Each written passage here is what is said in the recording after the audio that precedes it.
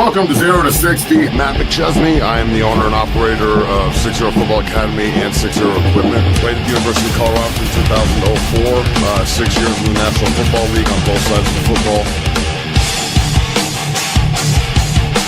That was his dream to play for Colorado. And McChesney grew up in Colorado, always wanted to be a Buffalo, has had a great career.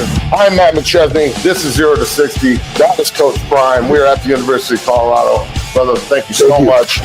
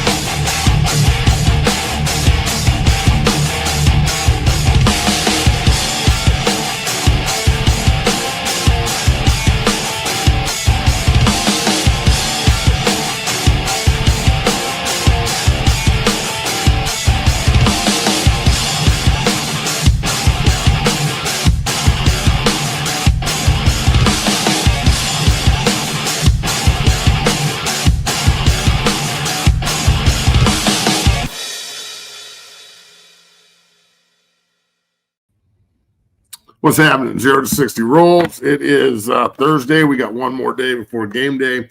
We have a lot to talk about here today on the show. I'm your host, Matt McChesney. Bailey's on the ones and the twos.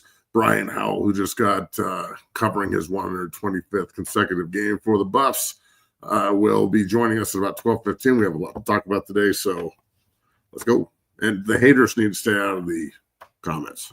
We have no time for hate anymore. I'm over it. Either get with it or get moving. I'm with it, Matt. Happy Thursday. We're in the building here, 0 to 60, the premier show for Colorado Buffaloes football coverage here. We have veteran beat writer Brian Howell joining the show here in about 10 minutes. But like I mentioned, 0 to 60, premier show, Colorado Buffaloes football coverage brought to you by FanDuel, Delete Me, and the Believe Network. Matt, how are you doing this fine Thursday? Good. Same shit, man. In the building here. I feel that. Well, let's dive into it, Matt. Can't wait to have Brian Howell join the show here to talk all things Colorado, give an update on Prime, etc., who's back at practice again. But, Matt, let's just continue our conversation from yesterday, Colorado, Iowa State here. Going into it, Colorado's keys to victory, kind of break those down, and then also just break down how you're feeling about the Buffaloes today on the Thursday before they have a huge matchup this Saturday. Go ahead, Matt, and try to be before you start. Try to be as positive as possible. Yeah, I didn't say I was going to be positive. I said I wasn't going to be dealing with any negativity. Okay. Those are two different things. Well, okay, I'm going to be as real as possible. Go ahead. Look, the keys to I don't know what are the keys to victory. Run the football, have good quarterback play. We always say defensively. Linebackers come to fucking play. Need I say more special teams? Don't give up any boneheaded plays, please. We don't really do that. So, okay. Well, I want to sit here and play the long game and be like, we're going to get better. And if I was in the locker room, I would believe that we could pull out of it. My senior year, we were 1-4 in conference and went on a 4-game winning streak and played for the Big 12 title. So, and we're the last team to win a bowl game. So, it's about how you finish, and I really hope that this team has that kind of makeup, but I don't think they do. I think it's a bunch of mercenaries and a bunch of older players that are, if there's 38 of them on the roster, maybe 2 of them or 3 of them are NFL players. Everybody else is just getting a degree, dog, and they're on their way out. And they got girlfriends and bills and other things. And we're 0-3 in conference with 2 ranked teams on deck. So there's part of me that can't believe I'm talking like this but at the same time, this is a totally different era. I cannot stress enough the difference in like the way football used to be and the way football is now, and what it used to mean and stand for, and especially college. Mm-hmm. It wasn't, if you wanted to do it, you had to do it a certain way. And now we're accommodating anything and everything. There are no more fucking rules. And I'm all about guys getting paid, but I'm also all about earning what you want. So I watch this team and I feel like the offensive line is so good. And I just wonder what that offensive line and running game would have done for Shedeur. I don't know how many times we said it last year, but just imagine if they could just get their shit together and run the football. Mm-hmm. And really, let's be real, last year's offensive line might have been worse than the year before. Shedeur was just so much better, and we have better skill players. Mm-hmm. This is a real good offensive line. They're good. They protect the passer. They can run the ball. They're good, and we just refuse to lean on them. Yeah, that is true. So, like, if we're not going to lean on them, if I'm – okay. I don't know Jordan Seaton very well. I'm like, we don't talking shit. But if you were to see this, I would say to him, Jordan, what is it going to take for you to stand up and tell the coaches that if they don't run the ball 50 times, you're going to fucking kill someone? Why don't you throw a chair through the fucking door? Like, I don't care what you have to do. If you can nicely get their attention, I prefer that. But if you can't, then a table needs to get flipped over or something needs to get spiked off the wall, or we need to Charles Haley the situation in order for things to change. We understand why we won't do it. And I'm tired of talking about it, especially tired of hearing people tell me I'm a hater. Run. You want to beat Iowa State? Yeah, go ahead. Ball 50 times at them vertically with a 330-pound offensive line and a number one pick at left tackle. Hill's a draft pick. Seaton's a draft pick. Atkins is a big-ass tight end. Put multiple tight ends on the field. Find one rockhead on the fucking team.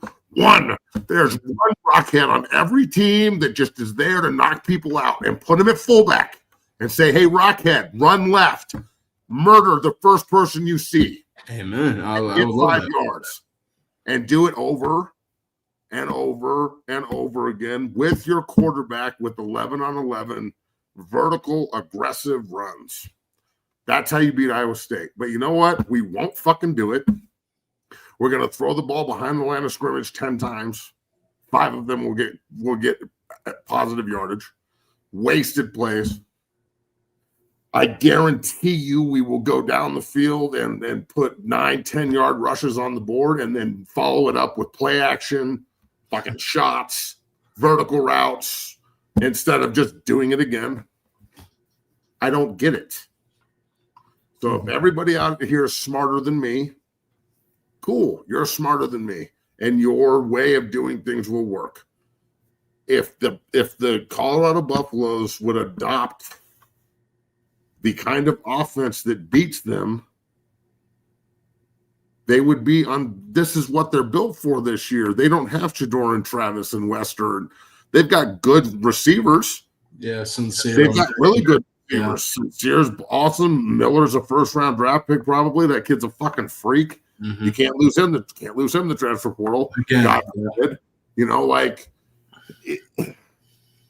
you can't throw the ball, but you keep forcing it. And the forces look like the numbers are good. And the numbers are not good. The mistakes outweigh the positives. And then you won't run the ball consistently. And for 3 straight fucking weeks, probably every game this season, I would bet every game this season, it's been less carries, but high average. So the running game looks like it's improved, which it has, but you won't commit to it. Or you'll commit to it for a quarter, and then the second quarter. No, that's not commitment. That's not. That's fucking dicking around. That's Exactly. playing with pussy. What are we Exactly. talking Exactly. about? So, look, man, this is commit to running the fucking football and keep your defense that's missing people. Arden's probably not going to play. Stoudemire's probably not going to play. Yeah, we're about to break that down. the other team off the field. Iowa State's an old Big 8 rival, an old Big 12 North rival. I played this team every year I was in college, okay? We don't lose to Iowa State at CU. Mm-hmm. It's just not something we do, bro. We're not in the business of losing to the fucking Iowa State Cyclones. We're in the business of beating the shit out of these people. If you go out and smash Iowa State in the face, they will fold. That's the way it's been since the beginning of fucking time. That's why they've never, ever, ever won a conference title. Ever. And here's never fucking ever. I don't care what anybody says. The Matt Campbell, Iowa State is different. If it's different, where's your Big 12 titles? Where you had an appearance last year and you let a Pac-12 title team stomp the fuck out of you. That is true. But you know what? Iowa State is better than we are. You want to know why they're better than us? They're not better player by player. CU's got a better offensive line. CU's got better fucking skill players. They got better personnel on defense. You know what Iowa State is, though? Iowa State is tough as fuck, and they run the football first, and they play off play action, and they know that their quarterback's not a fucking first-round draft pick, so they don't treat him like one. They just want leadership and consistency out of the position. You got a future offensive coordinator playing quarterback. That's the way it works. Fucking everybody knows their role. Everyone does their fucking job, and they're consistently putting out fucking winners. Pop, pop, pop, pop, pop. So we're not going to do that. We're not going to fucking line up and like play with Iowa State the way we're supposed to. Come on, dog. We're going to try and throw the ball 40. If we have 40 throws Saturday, I'm going to fucking stop watching the game. Oh God. Okay, so Matt, here's where I see some optimism against Iowa State. And let's be honest, I mean, I don't know if this is optimism because Colorado, and we're going to talk about this with Brian Howell. Boy, they got a long list of injuries here. Like you mentioned, Arden Walker's probably not going to play. They're doubtful. Draylen Miller's still doubtful. Stoutmeyer, Harge, out. I mean, good Lord, they're going to be light as hell in the running back room. DeKalen Taylor and Simeon Price are still out. I mean, man, Hakeem Williams is out. R.J. Johnson, corner. I mean, I will say with that said, Iowa State is missing multiple starting defensive backs, but they're going to come in. We talked about this yesterday, pissed off after that loss against Cincinnati. I mean, a really frustrating loss. Cincinnati ran over them, punched them in the mouth. Rocco Becht, I will say, will come back with a vengeance. I mean, he got knocked out of that game for a little bit. He ended up coming back, but he's going to come in pissed off. And one thing he is pretty damn consistent. So and he's tough. I don't know. He plays well in their system. He does exactly what they want him to do. Mm-hmm. So look, 100%. Iowa State knows what they are. Iowa State knows what they are. Kansas State knows what they are. Arizona State knows what they are. Colorado, what are we? What are we? What do we do offensively? Like, what do we line up and go, everything is off of this? Everything we do. We can't do anything unless we can run power. We can't do anything unless we can run counter. We don't even fucking run power for real, bro. I haven't seen one Deion Sanders team line up with I take that back. The first game ever against TCU. Yep, it's the only time I've ever seen them line up with multiple big guys on the field and just run the fucking ball at people vertically. And they scored 45 fucking points, and TCU's ass was rolling around their fucking head the whole game trying to figure out what was going on. And then everything else opened up because they couldn't stop Smash Mouth. And that team was fucking awful. It just had like 4 or 5 really good players on it. So yeah, this all sounds great, dude. Let's talk to Brian about what they're not going to fucking do this week. Let's talk to Brian. We got I'm a little pissed off about it, but I'm tired of this shit. I'm tired of the complacency in the room. If you're looking for the transfer portal, we don't need to play you anymore. You should stay healthy. Just raise your hand. Like, let's be fucking real. Yeah, be real here. Let's be real. If you're looking for the transfer portal and you want to leave, can you let everybody else in the room know that actually wants to win motherfucking games and thinks it means something still to wear that logo? Please? Because I know you're playing hard, but are we? Like, when is a player going to take over this fucking team? Because this is just a bunch of ex-NFL guys who are all big-timers who you can't say anything to because they're all Hall of Famers. Well, fuck that. Every team I've ever been associated with that's any good, the goddamn players are the best voice in the fucking room, period. I don't give a fuck what the coaches say. You follow the standard that we set in the fucking room. And Jordan Seaton is pretty much the only guy that can fucking do that there and get away with it. So I'm waiting for 77 to throw the fucking table through the wall this week. Otherwise, Iowa State's going to shit stomp us.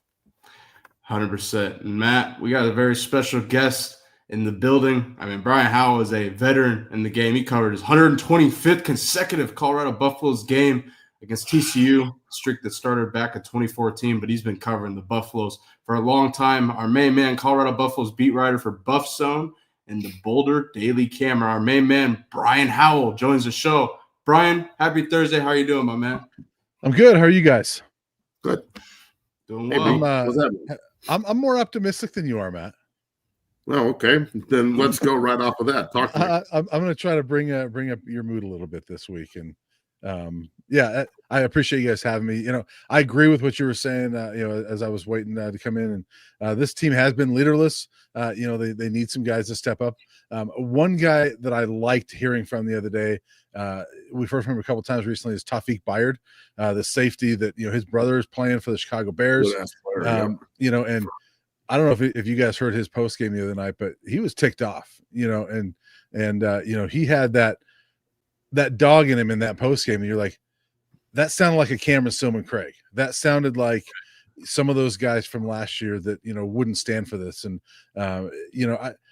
I'm hoping that guys take his lead. I'm hoping guys take a lead of Jordan Seaton, things like that, because this team is too good to be 2-4. Way too good. Okay, so bro, we've known each other a long time. Okay. Yeah. The coaching staff is really good. I mean, they're great ex-players. I don't know how great they are at coaching, but that remains to be seen. But they're doing a good job. Yeah. Why won't they run the ball, B? I don't understand what is happening. Why can't they just say? Why can't Coach Prime say, Pat, run the ball 50 times and keep the defense off the field and throw play action when it's ready? And just control the time possession and run Salter and make everybody play into a system that works. Why is it Shedor's offense without Shedor?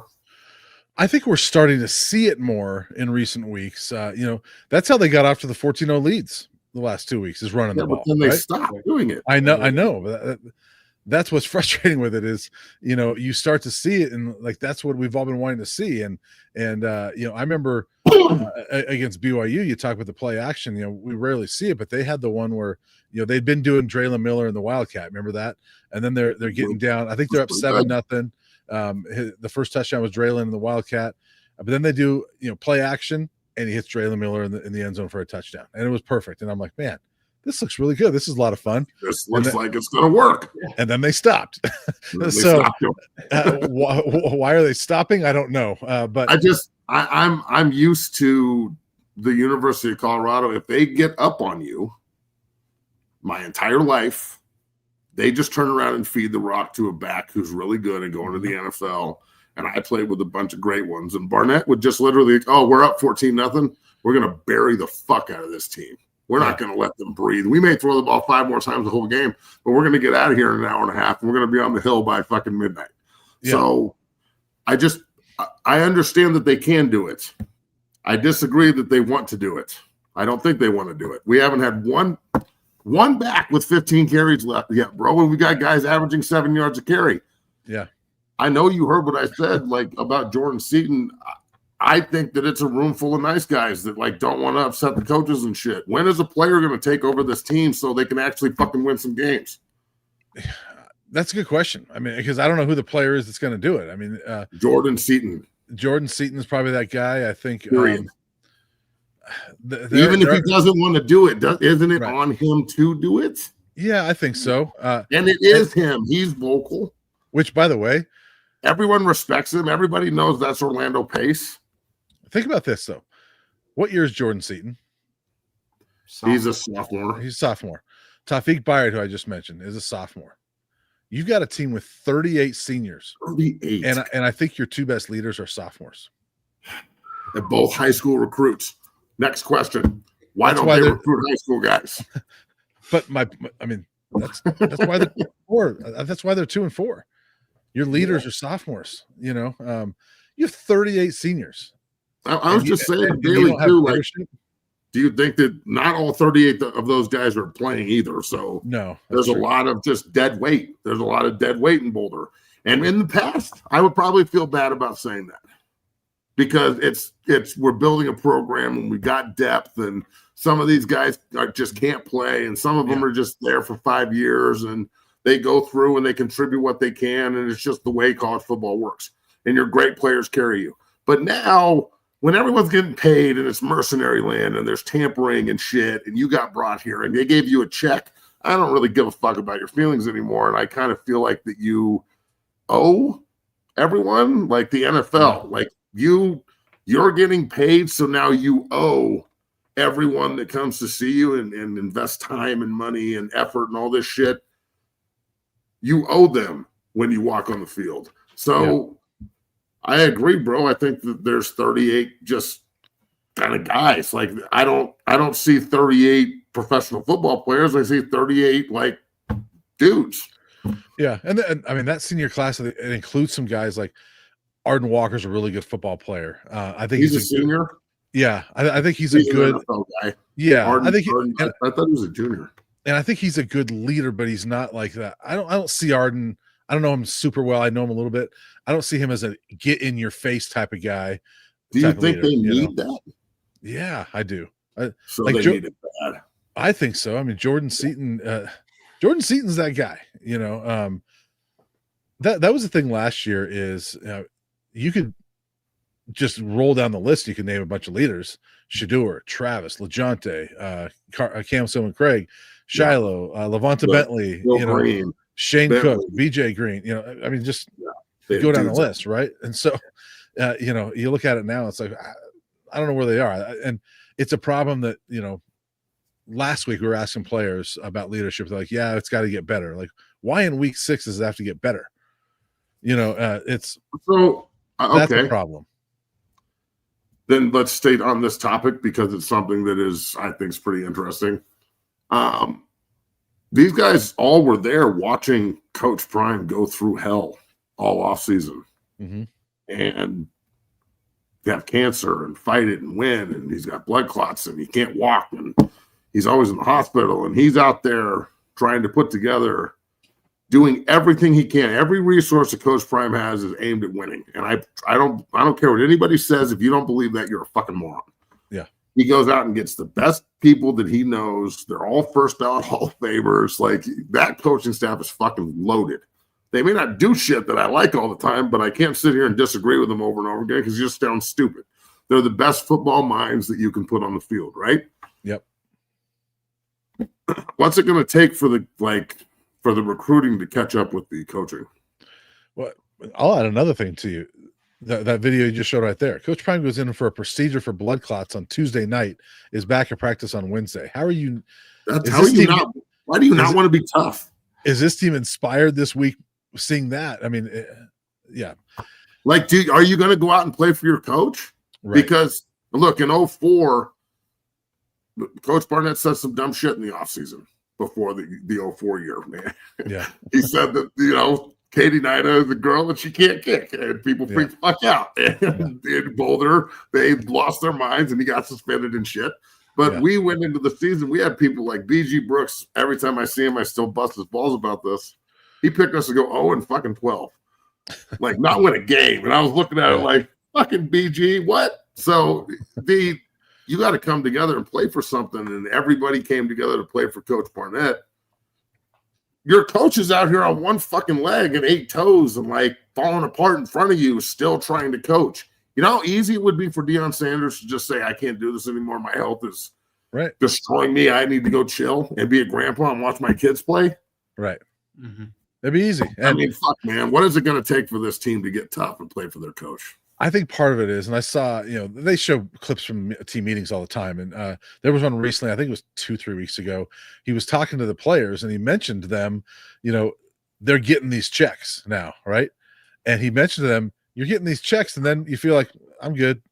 I think there's too much of that. I think that's one of the problems of what this new system is like you pay these guys, they got their check, and it's like there's a lot of them that's all they're going to make in football, and they're like, I got my check, I'm good.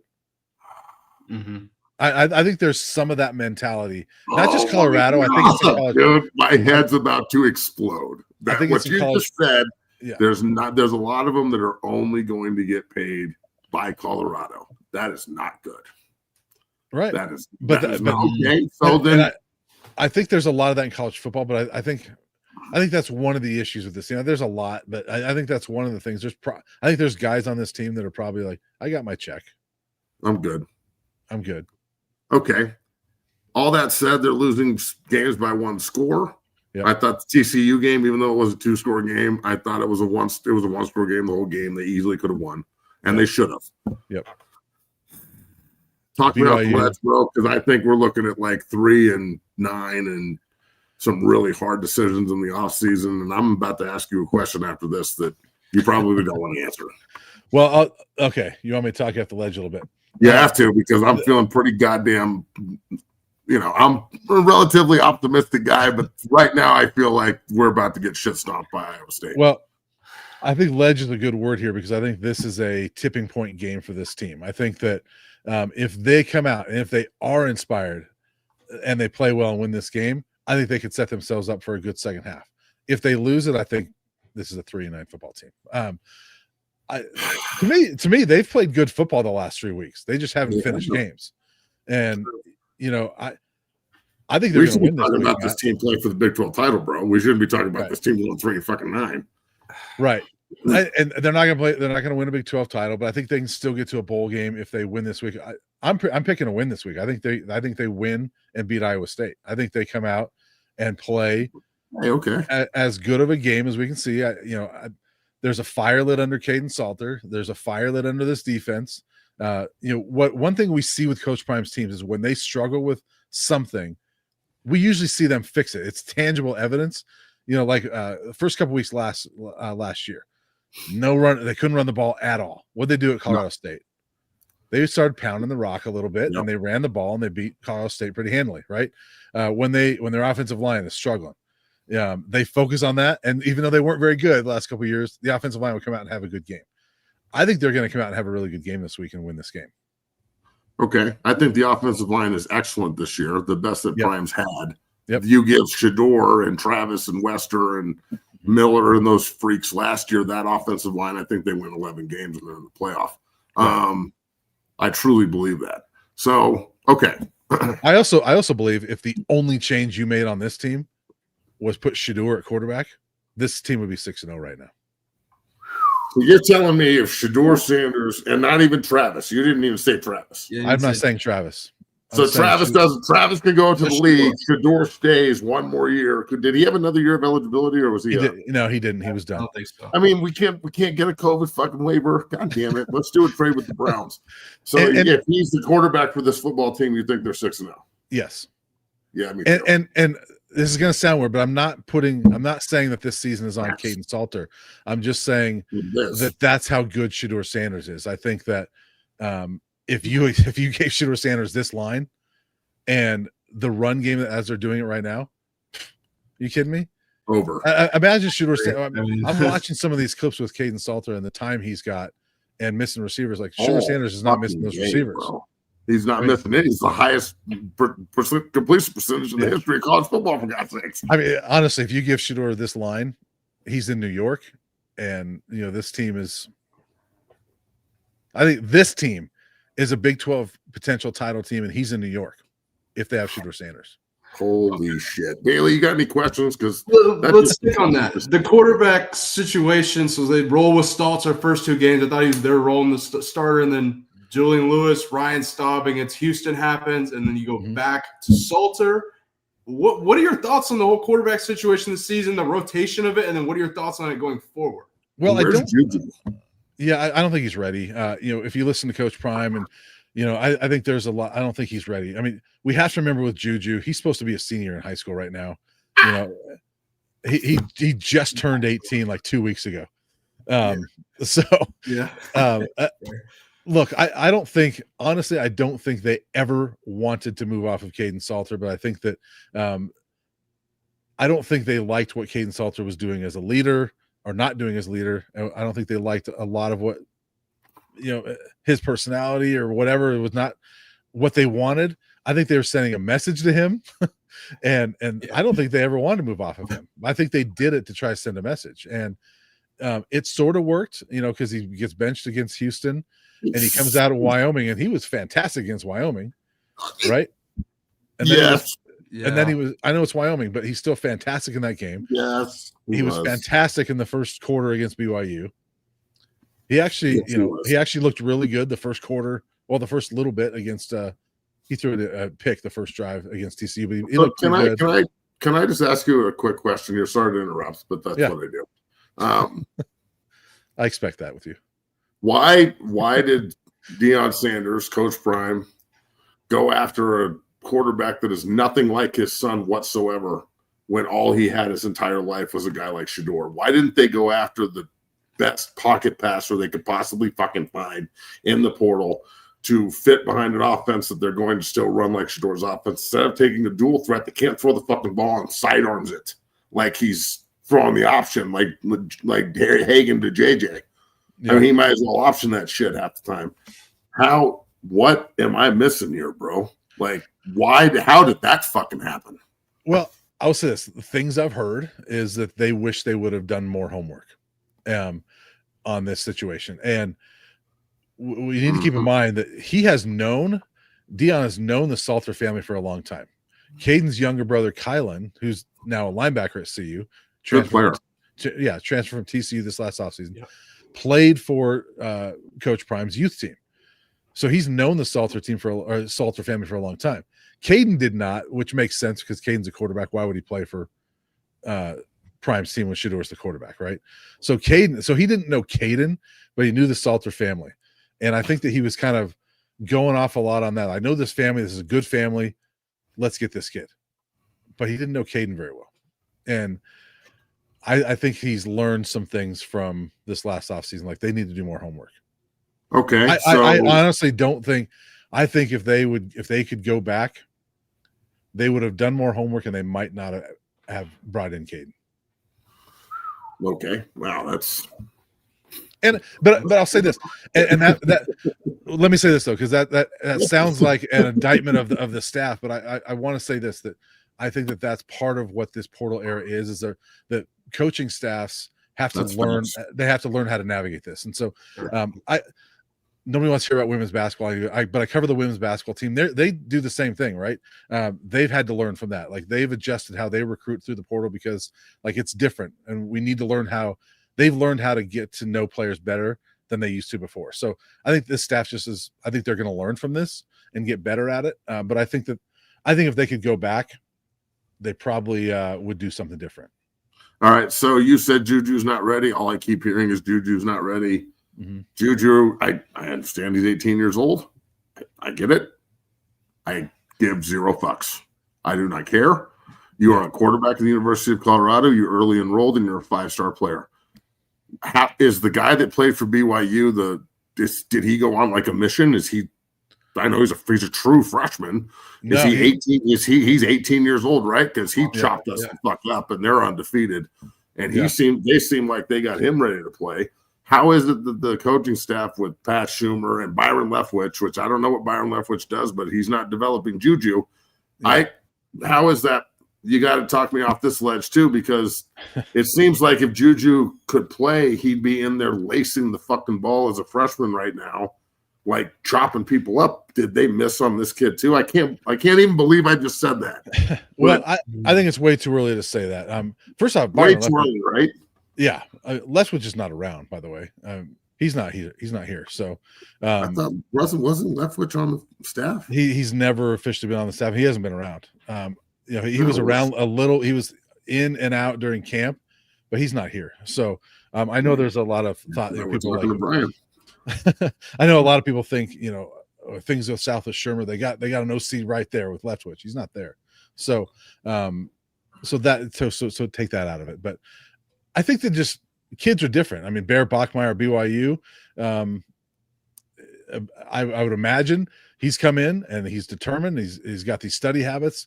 I don't know Juju at all, but I know that Coach Prime's got a standard, and he talks a lot about the study habits, and you've got to have a certain number of hours on film, things like that. I don't know if Juju's taking care of those things, so that could be an issue. Those are things behind the scenes. Coach Prime always says he's like, if you guys knew what's going on, you would understand. He said that about Caden, things like that. I think there's probably things, and not necessarily anything bad, but Juju just may not be doing what he's supposed to be doing to be ready. And if you're a coach, you can't, when the rest of the team sees this kid's not doing what he's supposed to, but then he's going to start, well, why should I do what I'm supposed to do? So as a coach, you have to stick to that standard. Wow. Okay. I guess it's just the old school in me, but I would feed him to the wolves. Yeah. Like, it just, especially if they lose to Iowa State. Yeah. Like, I want to see what you're built of. You got 2 weeks. We got 2 weeks to get him ready to go start a game at Salt Lake City. I wouldn't do that. I wouldn't do that. Why? But bro, that's the team we got to beat to get where we want to go eventually, right? Yeah, I know. Yeah, but not this We're not year. trying to shatter confidence and shit, but football players are supposed to play football, Brian. Am I missing something here? No, I get that. And I understand what you're saying, like thrown to the wolves. We can't walk around scared of Utah. Fuck them, bro. Like, come on. But think of it from Coach Prime's perspective is like, I get thrown to the wolves, but figure it out. From his perspective, he often talks about molding young men. He wants not, and I'm not just talking about Julian Lewis, everybody. He wants these kids grow up and take care of your stuff before you get the reward. And just got paid $1.2 million. Yeah, I know, and that's the problem is he got money before he could play, right? But I've mentioned this earlier this week. His dad's a smart dude. Like, Julian's a smart fucking kid. Like, it's $1.2 million at 18 years old. What can you make at 24, dog? You can make $102 million. If you remember, like Cormani McClain a couple years ago. Yeah, that kid was a real turd. We got you, Brian. But if you remember, like a couple years ago, Cormani McClain was here, and people wanted him to play. Cormani wasn't taking. Yeah, you're good. Am I here? Yeah, it froze up a little bit. Am I back? There you go. All right. So if you remember Cormani a couple years ago, 5-star guy, wasn't taking care of things off the field, and he wasn't getting on the field. And I'm not saying that's what's happening with Juju, but that's the standard Coach Prime has. Like, you better live up to this standard if you want to get on the field. And so it can be totally different from Juju, like what was going on with him and Cormani. But like, I think that's the thing with Coach Prime is live up to this standard first, and then you can get on the field. Okay, I'm cool with that. I can live with that. I don't like it very much, but I'll live with it. Yeah. Do you have any concern that if Julian doesn't play similar to Cormani transfer? Matt and I have discussed it, debated. Is that any concern of yours at all? If he transfers? Yeah, at all. You have to in this day and age, but I think if he transfers, you go find another guy. Just the way it works. That's just the way it is. Yes, you'd like to have him. And you look at how bad the corners have been so far this year, and you're looking at Colton Hood balling out for Tennessee and Cormani doing well at Florida, and you're like, gosh dang it, you'd like to have those guys here in Colorado right now. And so if he transfers and he goes off and he balls out for somebody else, you'll be like, gosh dang it, why didn't it work here? But if he doesn't want to be here, he doesn't want to be here, and you got to go find somebody that does. And so, and we're not all speculating that he doesn't want to be. He might be. I'm really happy. We don't know. Right. I'm just saying if he does, answer the question. Like if he does transfer, it's like he doesn't want to be here. Go find a kid that wants to be here, that can work with Coach Prime and Coach Shermer and figure it out. All right. Well, you're taking us to win this weekend. Yes, I'm gonna go 30-27 Buffs. 30-27, another one-score game. Great. So but who cares? Just win the game. I looked it up before I started here. I think you won 4 straight against Iowa State, right? I surely did. Yeah. So that's what I was saying earlier. We don't lose to Steve Rosca, he's watching. Did you ever lose to those farmers? Never in your fucking life, dog. Never once. So it's just not something we do. Like, look, Missouri might get us every now and then. K-State and Nebraska every year's a toss-up. That's going to be a fucking dogfight. If we beat them, we're going to play for something. But we're not in the business of losing games to Kansas, Iowa State, or really Missouri ever. Yeah. Well, so I don't think they're in the business of losing to Iowa State this year. No, well, fucking A, that actually makes me kind of happy. So, and look, they're home dogs too. So home, we love home dogs. 14-point dogs or something. Yeah. They're 14-point dogs at home. I believe. No. Isn't it only like 2.5? Hold on, it's really 2.5 points, bro? That's a lot. I thought it opened way high. Let's see. I think it's a pretty low point spread. Damn, it is 2.5. It's 4.5. 14 and 2 are pretty different. Yeah. Let's check. Is it 4.5? Time's the kickoff here, 1:30. 1:30. Steve Rosca said he never lost to Iowa State. Yeah, we know. He knows. This is what we're talking about. And certainly not at Folsom. I mean, CU's record at Folsom against Iowa State is really I don't have it in front of me, but it's like. I mean, the last time I can remember CU losing to Iowa State at home was in 2000, and there was a fucking snowstorm. Like there was 4 feet of snow on the ground. Yeah, and it was just like it was a snowball fight. It wasn't really a football game. You were a freshman, weren't you? I was. I had just busted my elbow against Missouri the week before. I was just all Percocet Mountain up in the top, like not freezing my ass off watching. So, yeah. Opened at 4.5 down to 2.5. A lot of money and a lot of bets on Iowa State as of right now. Totals 52.5. Okay. All right, 30-20. Ryan says 30-27. I'll take it. So then we'll get you out of here on this one. They win 30-27. They go into the bye week. They get people healthy. You're looking uphill at 1-3 in conference, but damn it, it's not the first time that's happened. Again, we were talking about my senior year. We were 1-4 in conference and won 3 straight to go play for the Big 12 title. So I don't want to hear that it can't be done. Can they do it? You get to the Big 12 title game? No. Can they just they could go on a run? They can go on a run, yeah. 6 out of the next 7 and go to a bowl game and have a respectable season. And we just look at all those 1-score losses at the beginning of the year. It turns into woulda, coulda year.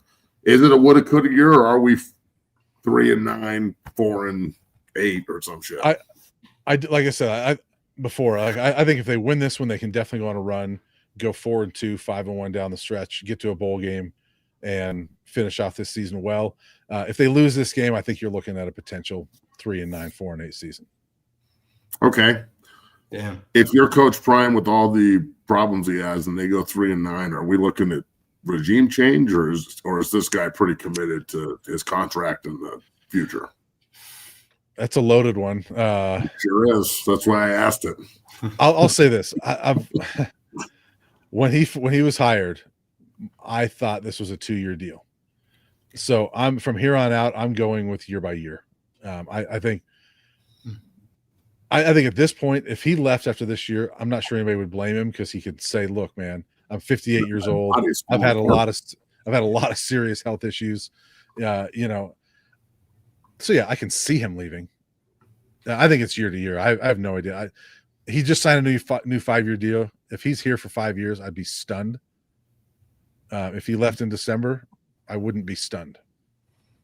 Wow. All right, Brian Howell, you're the man. 126 on deck on Saturday, bro. I'm proud of you. Keep it up. Appreciate it. Only the best for the 0 to 60 family. So take it easy, brother, and hopefully see you can pull this out this weekend. You're the man. Thanks, guys. Appreciate it. We'll see you sometime soon. Peace. See ya. Thanks, Brian. Shout out to Brian Howell, Colorado Buffaloes beat writer, longtime beat writer, a veteran in the game. Can't thank him enough for joining the show, giving us insight. Colorado, Iowa State. He thinks they can win this weekend. And look, I'm feeling very pessimistic, so I still think we're going to lose, but just change my mind. Fair. I don't want any of this to seem like we're trying to run people off. We're asking questions from the beat writer who's around the team all day, every day, and has a really good pulse and has been around. I mean, let's be honest, Brian Howell's been around some of the worst Colorado football ever. He's only seen like 2 or 3 good years, and one of them was last year. So, It's okay to ask hard questions, folks. Everybody chill out. I will say this. If I'm Coach Prime and I have cancer and fucking my 8 toes and my legs throbbing and I got to have a 4-hour procedure, like at 60 years old, Yeah. you have to ask the question. And honestly, it's almost selfish. If he were to walk away, I am just so hyped that he was our coach. But if he stays, I'm hyped that he's our coach. So, yeah, we'll just keep the party going. Before we move forward here today to talk about whatever the fuck else we're talking about, what else are we talking about? We got a lot to talk about from a new update from the NCAA regarding gambling, Matt, that I can't wait to get your opinion on. All you haters in the chat, we actually have live footage of all of you, so I can't wait to show that later on. Ed Orgeron visited Grambling State and gave a speech. Matt Hema, I think he's ready to get back into coaching, so we're going to discuss possible landing spots and that and so much more. Michael Irvin said something, a message that Matt wants all of you to hear. Got to read this. You got to read this. You got to fucking listen to this shit. Yes, that and more. So if you're watching, go ahead and pound the like button, subscribe, become a member. We had a couple new members join the 0 to 60 Dungeon family today. So become a member. If you'd like to donate, hit that super chat button. Help Nixon get some new shoes and whatnot. And we'll be back here. Nick need new shoes? Oh, yeah. Nick needs new shoes. He's on the sofa. Exactly. And you get him some Kobe's or something. Pound the like button, subscribe, become a member. We'll be back in 2 minutes after we pay the bills. Peace.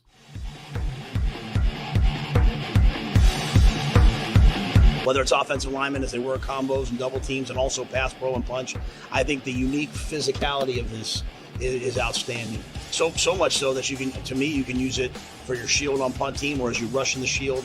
There's so many different ways that we're using it. We get better a little bit every single day, and I just wanted to say thank you because I hadn't ever thought of this, and when I saw it, it made total sense, and we're doing a great job with it. So thank you, man. Go Big Red.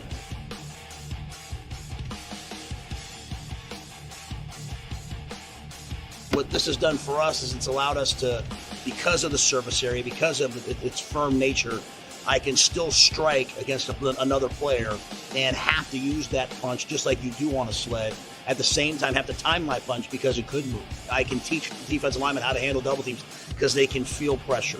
We can simulate contact in a safe environment in non-contact times because of this unique bag. Welcome down here to the Lab 60 Football Academy, 60 Strength and Fitness. I am your owner and operator, Matt McChesney. I just wanted to let everybody know that 60 is now on Cameo. You can go on Cameo and request any tips for training, any offensive line, defensive line tips, recruiting tips. I get so many inquiries in my inbox on a daily basis about tips and can you look at my film and can you do this? Can you break down something for me? I'd love to. All right? It's like the Joker said, my man, right here. If you're good at something, never do it for free. So Cameo is now your bridge to 60 Football Academy. Go in, request what you want, tips, suggestions, recruiting, film, and we will make sure that you get the absolute best from the best. So check out 60 on Cameo at 60 Academy. Cameo, 60 Academy. Cameo, 60 Academy.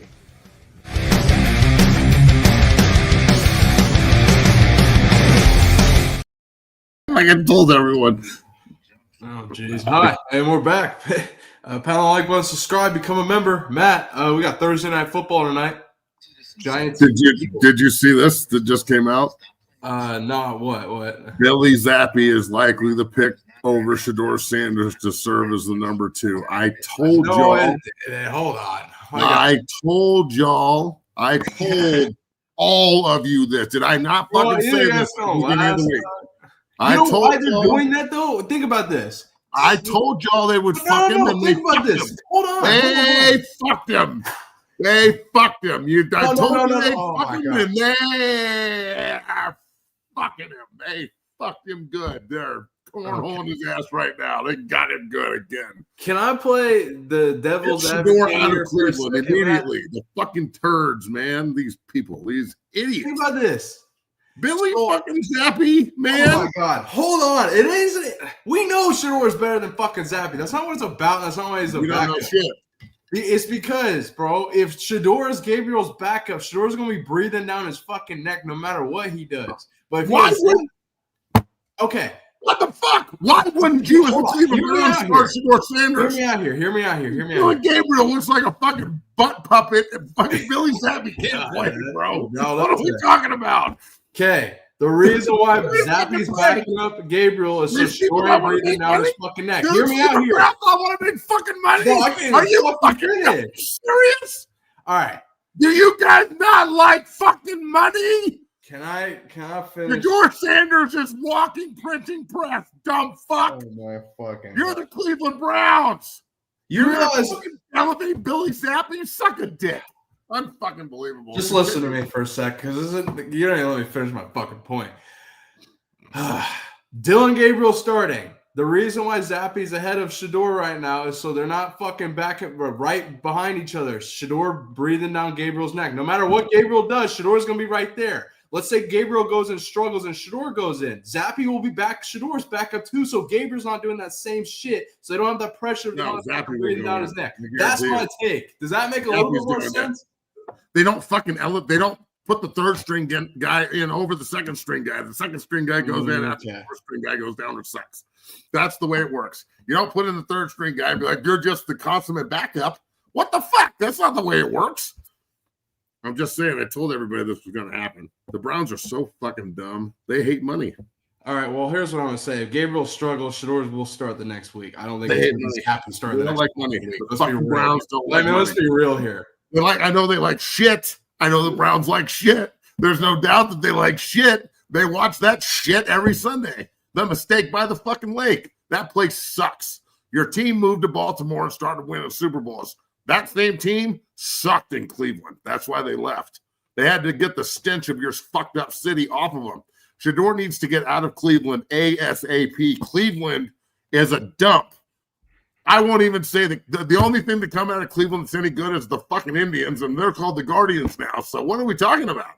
This is a fucking disaster. It should still Really be called fucking Indians, stop. Matt. Dude, This you is a stupid conversation we've motherfuckers had. don't like money. Who's the owner of the Browns? Is that still? Oh, it's the Haslam from Haslam. here in Let me Knoxville. get this straight. Let me get this straight, Jimmy fucking Haslam.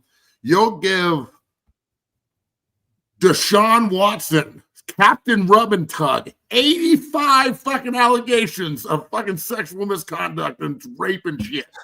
$250 million motherfucking dollars. Yeah. You won't play Shador Sanders because he raps, or he's got a fucking social media persona, or what? He's success. What? Like he does other stuff. What's the? I'm throwing anything against the wall. I can't figure it out. And you're going to play butt puppet Dylan Gabriel and Billy fucking Zappi over fucking. Can you be real? If Gabriel goes and fucking struggles in 2 weeks, they're not playing Zappy the next fucking week. Yeah, Zappi's going in, dog. No, they're not starting the Gabriel's cat. He back. might be a Zappi's fucking going backup. in. They're not starting him. Bullshit. Let's be real here. They're going to play fucking Shador. They're not going to ignore that noise. If Sean Gabriel Watson goes- will play before Shador plays in Cleveland. They're stonewalling him. Wow. When Okay, I Deshaun don't- Watson Yeah, gets dog. back from fucking prison camp for fucking raping everyone, Wow. he'll get back on the fucking field Bro. faster than Shador. Shador's going to be 30 years old under contract with the fucking Browns, sitting there fucking macrame jean shorts in the fucking corner, wondering if he's ever going to play. See all you fucking fools in the chat calling me goofy for the fucking take earlier? Joe Flacco's doing that same fucking shit last week. Joe So Flacco's shut the fuck 47 up. years old. Hey, what are you talking I'm about? saying, what I'm saying God. is, look, bro, if you can't beat out Dylan Gabriel and Billy Zappi, we got problems. Because his name's Bailey Zappi, Billy Zappi. Who gives a fuck? If you can't beat this guy out, we got major problems. But they don't want him to beat him out. That's the thing. They don't want Shador to be successful. Let's be real. The Cleveland Browns aren't I in the don't fucking agree to business. that. See, Do you actually think that Myles Garrett, when he fucking stands there before they run out to fucking take the field, and he looks over and has to look 4 feet down at Dylan Gabriel, and he's like, "Oh fuck, You I are can't horrible. wait to go out. You are What's horrible. wrong with this kid? Come on, fucking break, Bailey. Come on." And behind him is Billy Zappi. Fucking killing me, homie. Bro, hey, so Awful. it's only a matter of time, man. Strike. God damn. God, the fucking Browns are such a joke, dude. It's like making me tear up. Well, I appalling sure wanted to go to this fucking situation. Matt, you know what they got this weekend? Imagine Dylan Miles Gabriel and the Garrett. Browns, they go to Pittsburgh. Oh, there he is. Oh, they're in London. Wait, no, they're in Pittsburgh. They go play in Pittsburgh, Matt. So let's talk about it. FanDuel, the show is sponsored and brought to you by FanDuel, Matt. They Pittsburgh, play the 5.5 point Steelers? favorites. Aaron Rodgers, DK. Open at 6.5, down to 5.5. Take the Totals Steelers. 37.5 points. So Take the Steelers, bro. yeah, I mean, I would. This is as bad as it gets, dog. I mean, If I'm you like would've- lackadaisical, or I'm like hysterical over here talking about Dylan Gabriel's tiny ass.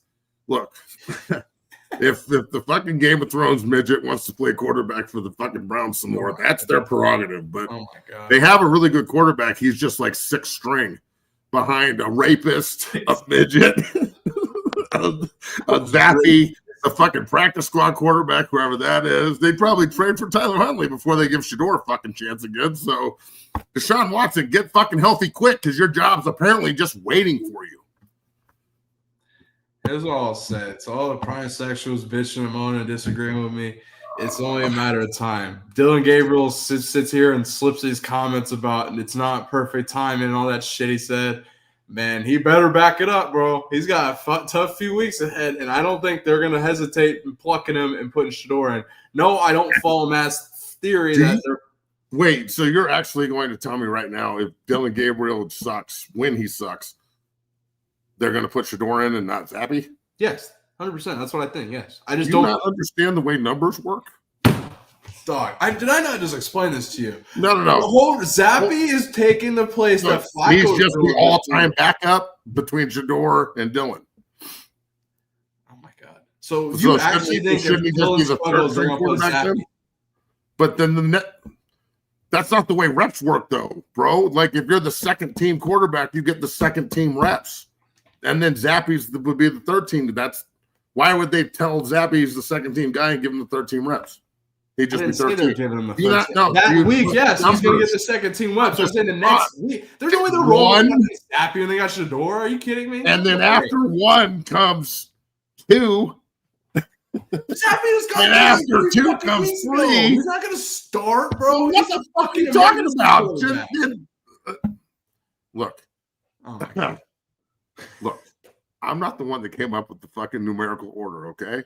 If you want to put three in front of two and that's the way you operate, that do you, dog.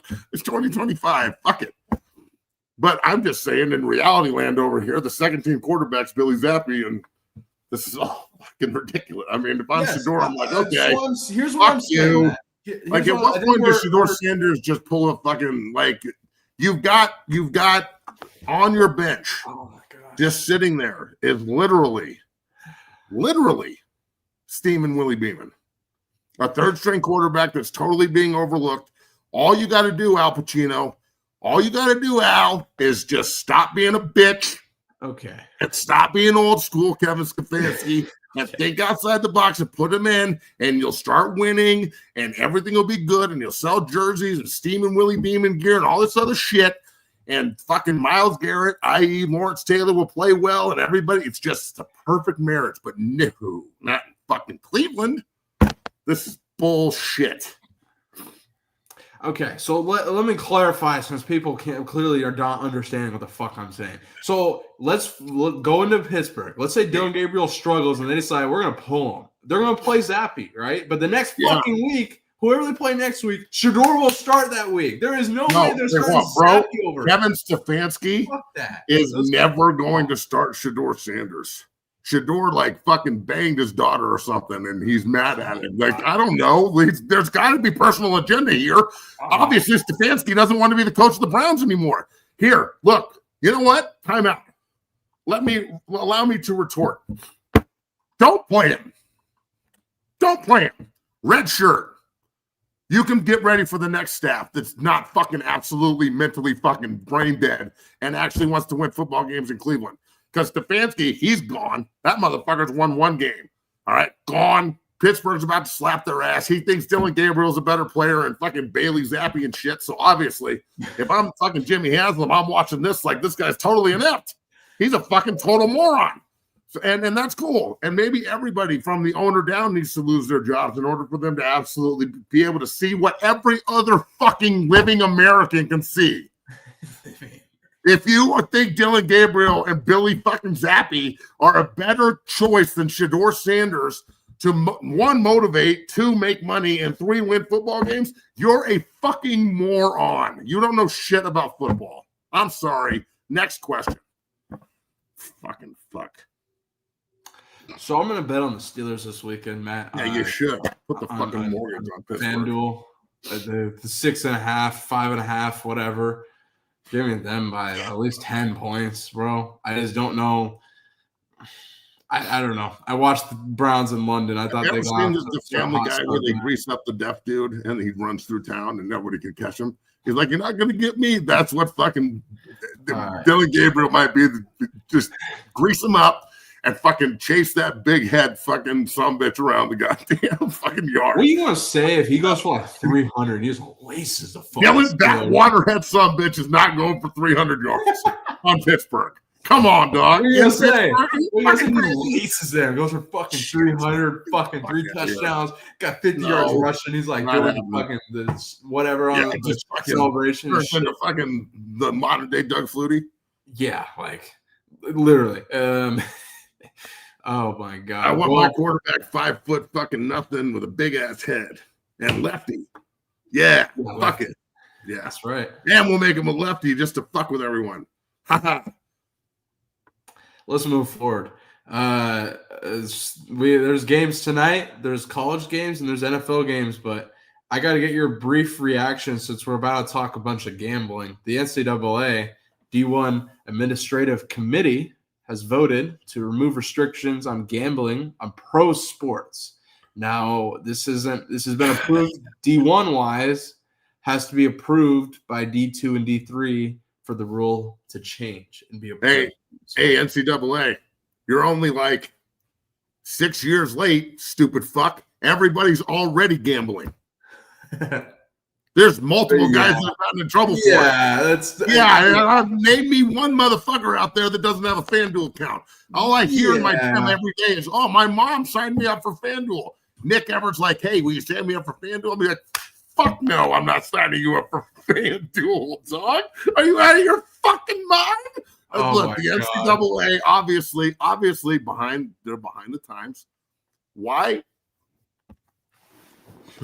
If you work for this corrupt fucking organization, how do you go to work? Like, when you walk in the building and you like do your little badge and you're like, boop, boop, Karen's walking in because you're fucking every one of you, your name is Karen. Karen and Kens, that's all about the NCAA. Captain Kens and Captain Karens every fucking where, right? And it goes, and Karen walks in and she's, obviously got a stick all the way up her motherfucking ass. And, she's waddling around, pissed off at the world. And she's like, I'm going to go legislate some shit today.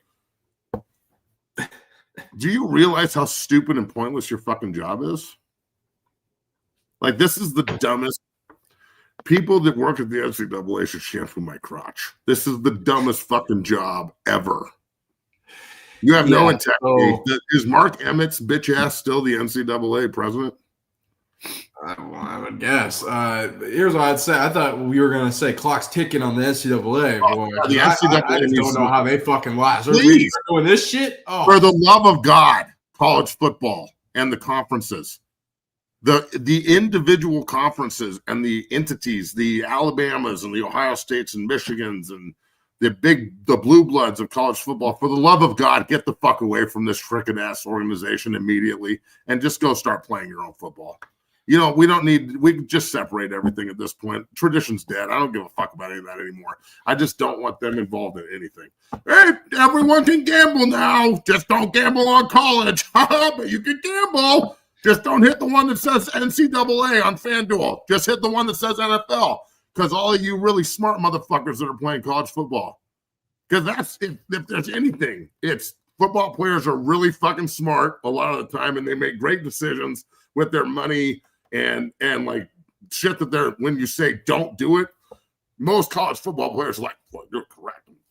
I'm not going to do that shit. But no, most of us are like, fuck you, criminal mindset, and then we're going to try and get away with shit. They're already doing this. Sure. The fucking Colts beat the Broncos on Iowa State's D lineman that fucking was betting on the game after he got we talked about this. Betting on games. He was betting on it. We talked about that, and he had this is everywhere, bro. Every fucking college football player has a FanDuel account. Where do you think they're doing with their NIL money? Investing it? Get the fuck out of here, bro. Oh my They're God. betting that shit. They're turning that shit in 2 into 4 and 4 into more. You're fucking crazy. Okay, so you're in support of this, I guess. I don't look. I personally think that the NCAA is a fucking joke. There's no rules anymore. There's no fucking rules. Suck your rules, bitch. Fuck you. No one cares what you say. Suck a dick. There's nothing more ridiculous than the NCAA trying to like mandate shit. Like, oh, what are you gonna do? It's like, let's be real. It's like a child that wanders into a movie, and they're just standing there like pointing at the screen, and you're like, hey, little kid, shut the fuck up and leave. That's the NCAA. Okay. Yeah. So Emmert stepped down in 2023, and Who's the new asshole? Charlie Baker. Charlie Baker. Is Chuck Baker? is Chuck B? the current president. He's the current president.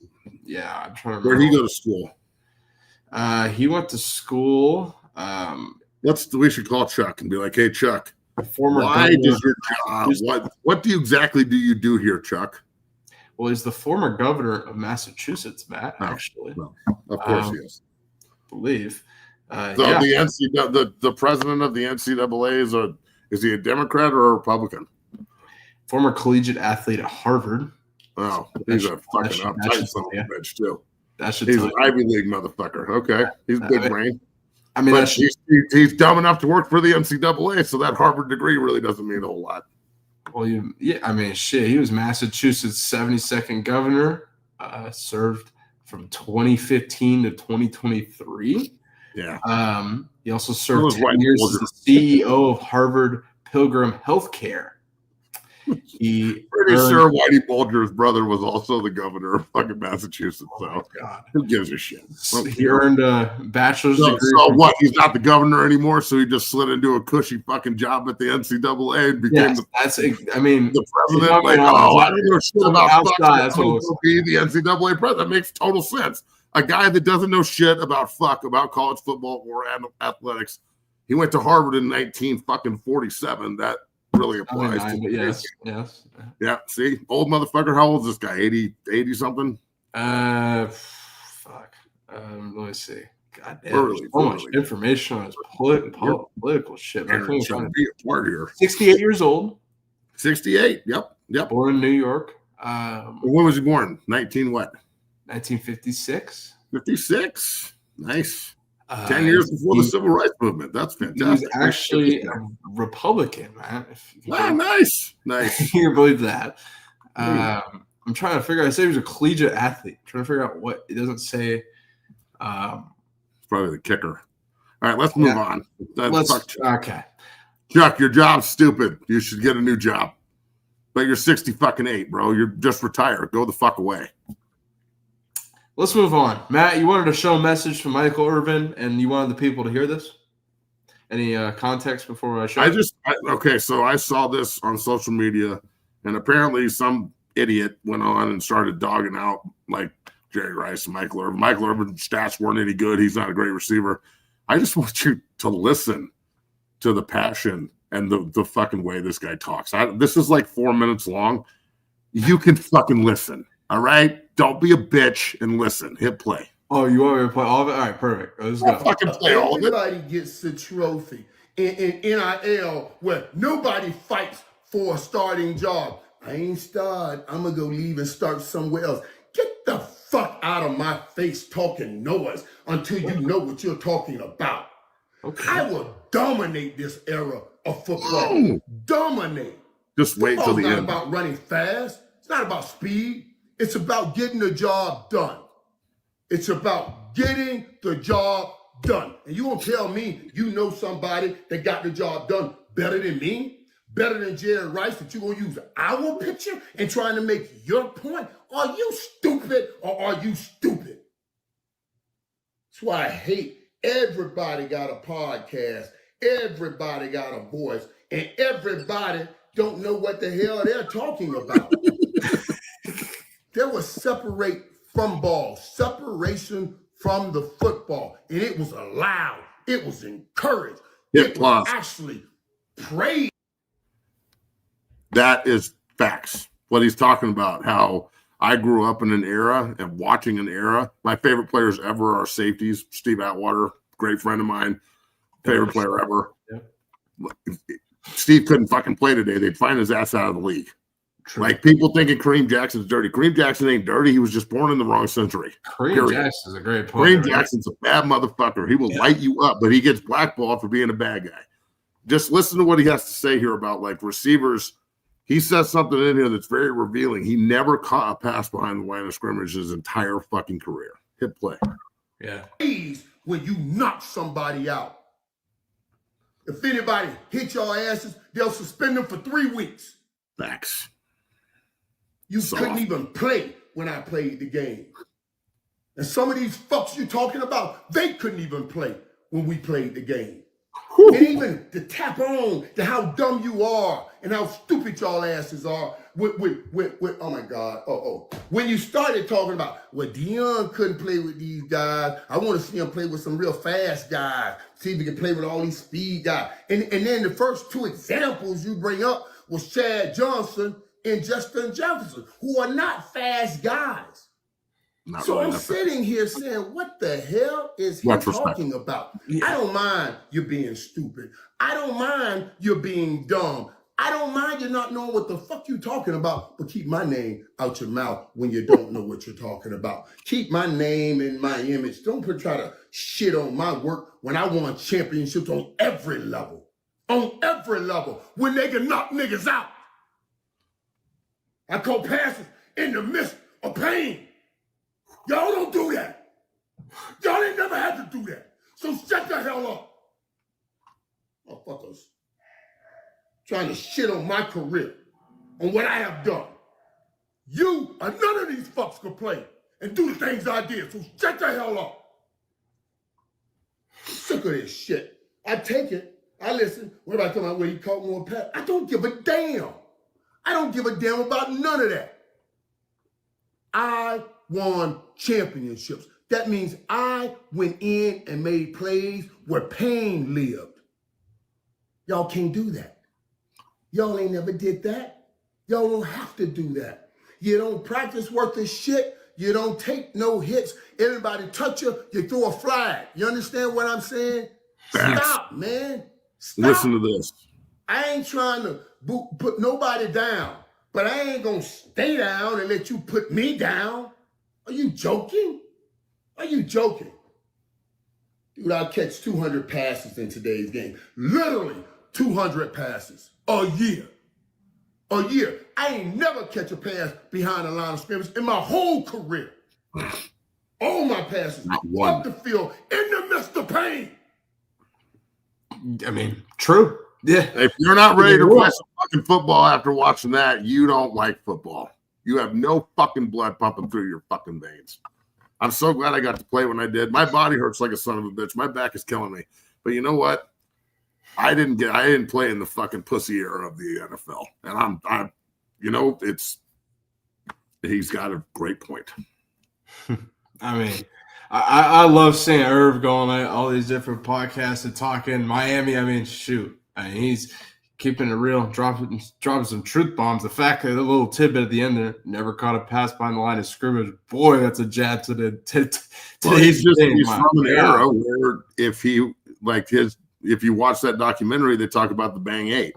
Norv Turner and the Bang 8. Well, the Bang 8 is a fucking 4-yard slant into the teeth of guys who used to decapitate people. Like the hardest hitters that have ever played in the NFL, that was that era of football. So he's got a great point. Now, do I think that the game should be played that violently? Yes. Did I sign liability that say I could die if I played? Yes. Have I told you that multiple times, Nick? Yes. Yes. This isn't a fucking, it's turned into basketball rules on a football field. Everything's a foul. Every time you blow in somebody's direction or you land on a quarterback, it's a fucking penalty. Every time you light somebody's ass up, it's a fucking flag. Anything you do, if you turn back, block anybody, it's a flag. It eliminates the ability for you to be a smart football player. Good quarterback play is not just throwing deep balls. It's not throwing guys into collisions. It's not having hospital balls. It's not being able to read zone and man coverage and be able to dictate through it. Yes, the numbers in the back in the day were not what they are today. That said, put Elway and Montana and Marino and motherfucking Boomer Esiason and Aikman and all these fucking Steve Young in this era. Jesus Christ, dog. Yeah. So, yeah, do I think that there's a lot of special players right now? Yeah, they're special. Do I think Josh Allen can do what he does now 20 years ago? Not a shot in hell. No. He would get fucking murdered. Cracked in the ribs. He would get they don't even have the same kind of players.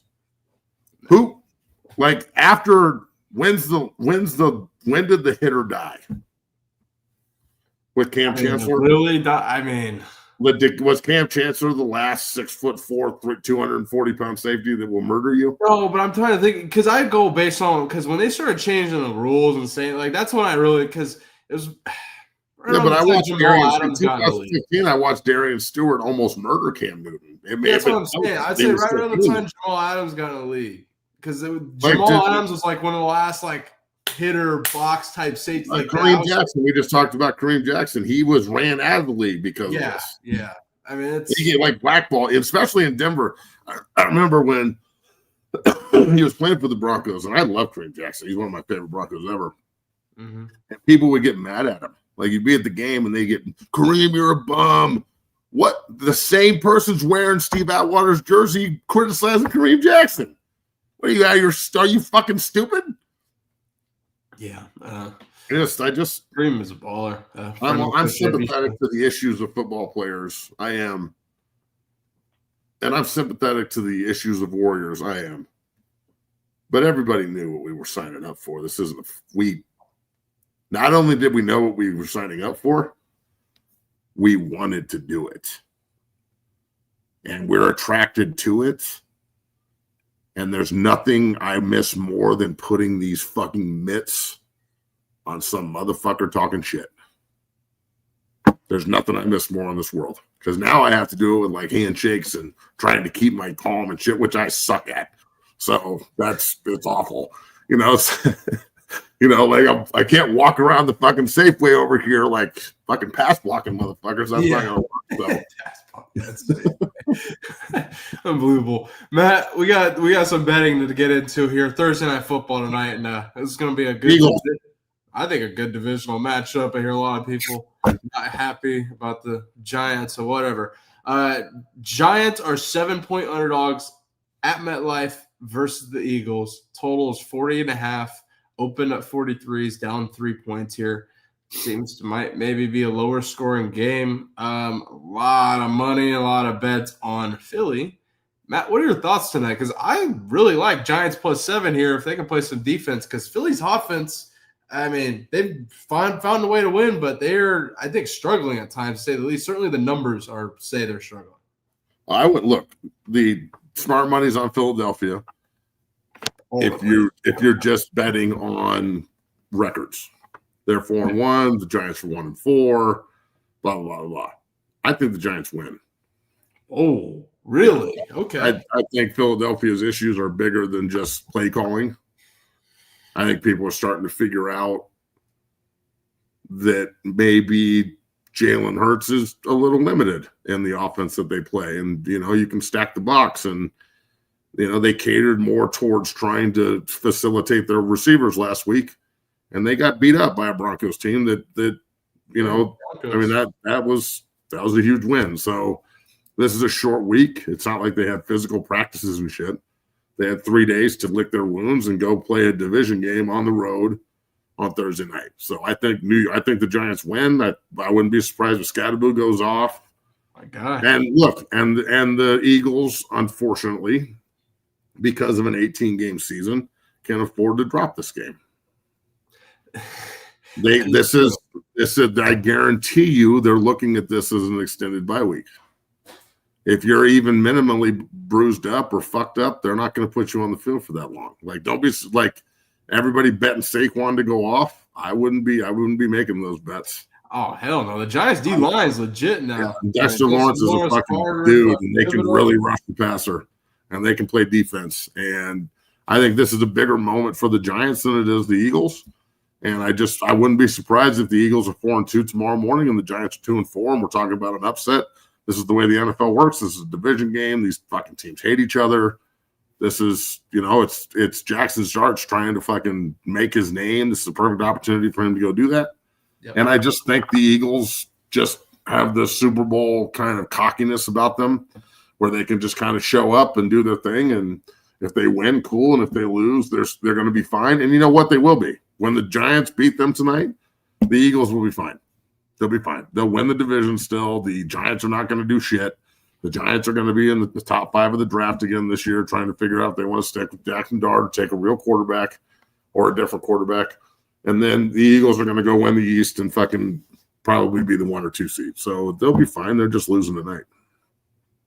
Yeah, I love the Giants +7 here. I think the Eagles I love the Giants +7. I think the Giants defense is really going to give the Eagles problems here. Good job. Yeah. Yes, Colorado fan. True. Going to the Giants. I can't wait to see Scadabo, one of my favorite football players, going back to his days at Sac State. I mean, yeah, he's a baller, bruiser, and old school type of player and a good dude. I can't wait to see him run the football for the Giants. Giants defensive line. I really think I'll give Jalen Hurts pressure and problems. And I don't know. I would love to see how AJ Brown looks on the sideline. What's he going to be doing? Is he going to be frustrated? Matt, are we going to see that book that he brought out last year, Bible, whatever it was he brought out on the sideline last year? We're going to see that because I think the Giants defense could easily give the Eagles problems tonight.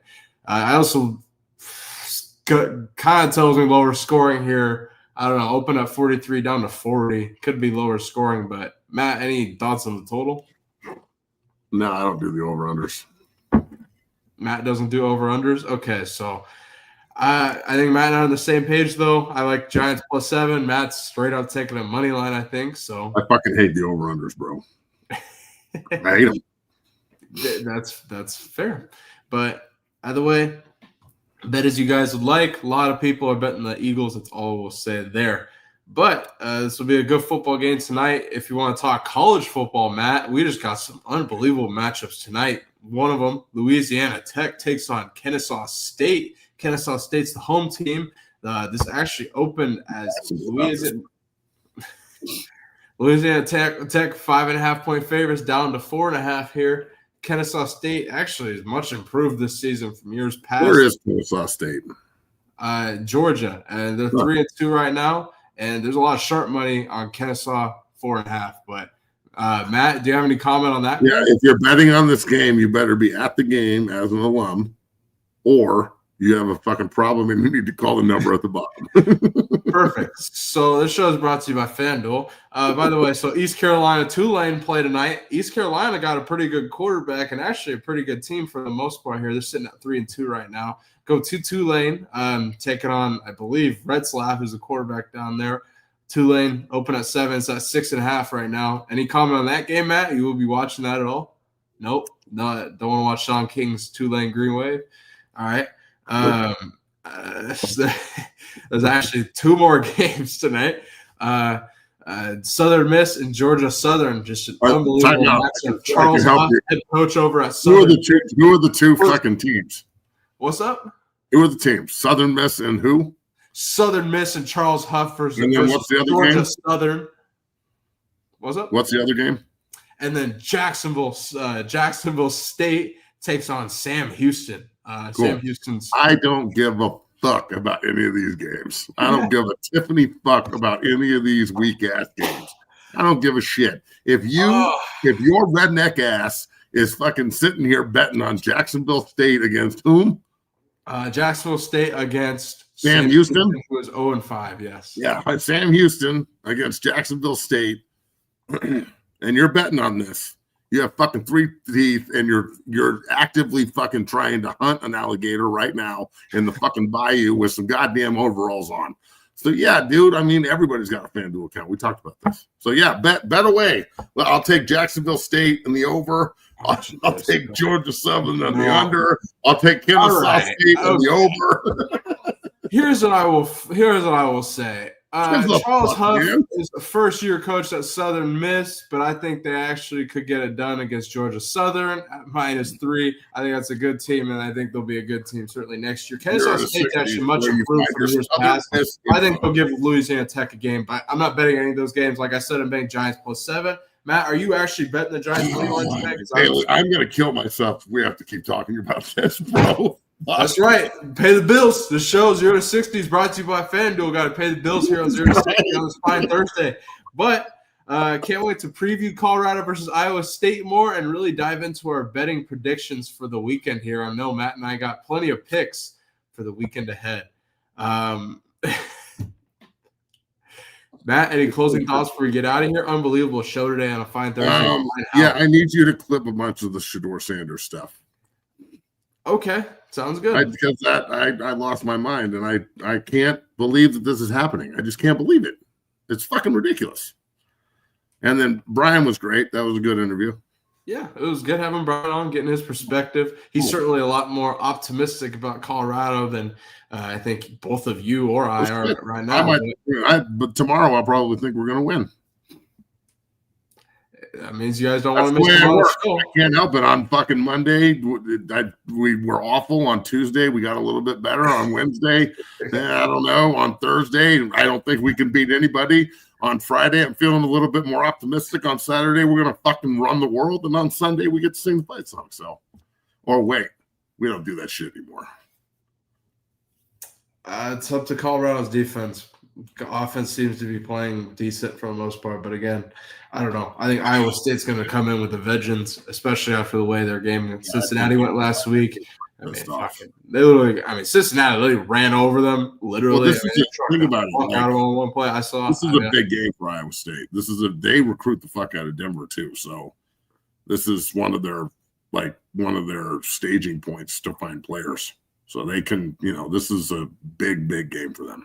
Yeah, Campbell's gonna be pissed off. They gave him a penalty on the sideline last week. I hate these fucking farmers more than just I hate that they think that they're on our level. You will never, ever, ever, ever, ever, ever, ever, ever, ever, ever be on my level. What? Ever. Okay, there you go. Well, do you even know what that's from? God damn. No, chat. Persecute this fucking kid. Yeah, go whatever. Yeah, do whatever. Colorado, you got a tough task against Iowa State, man. So you don't know what those lyrics are from right there. I'm gonna be honest. You don't listen to music either. I do listen to music, Matt. No music, no movies. I would know the actual song and not your Iowa State reference that you're making there. I listen to myself talk. Sweet. Okay. Yeah, can we be done for the day? Good show. Can't wait to discuss gambling and Colorado versus Iowa State with Big Matt tomorrow. And Matt is also a fan. You fucking weirdo. You didn't call me Big Matt one time in an hour and 28 minutes and 25 seconds. But at the end of it, you had to throw that in there, huh? So now you're mad. Now you're mad. See, it's crazy. Listen, little Bailey. Yeah, little. All right.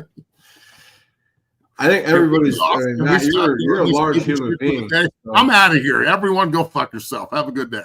Have a great fucking Thursday, folks. We'll see you.